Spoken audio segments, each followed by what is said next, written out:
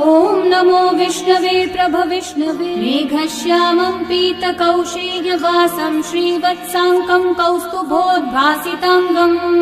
पुण्योपेतं पुण्डरीकायताक्षं विष्णुं वन्दे सर्वलोकैकनाथम् नमः समस्तभूतानामादिभूताय भूभृते अनेकरूपरूपाय विष्णवे प्रभविष्णवे सशङ्खचक्रं सकिरीटकुण्डलं सपीतवस्त्रं सरसीरुहेक्षणम् सहारवक्षस्थलशोभिकौस्तुभं नमामि विष्णुं शिरसा चतुर्भुजम् छायायां पारिजातस्य हेमसिंहासनोपरि आसीनमम्बुदश्याममायताक्षम् अलङ्कृतम्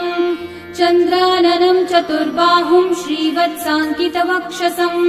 रुक्मिणी सत्यभामाभ्यां सहितं कृष्णमाश्रये। ॐ नमो विष्णवे प्रभविष्णवे